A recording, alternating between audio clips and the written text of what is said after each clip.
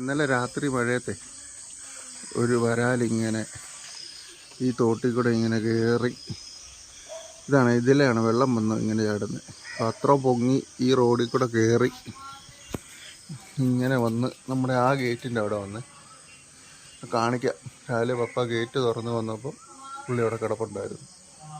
Friends, ഇതാണ് ആ വരാല്. ഒരുപാട് മുഴുപ്പുണ്ട് കേട്ടോ. അതിനെ വേണേൽ നമുക്ക് നമ്മുടെ അലിഗേറ്ററിൻ്റെ കുളത്തിൽ ഇടാം. മണ്ണടിച്ചോളും. വേണോ?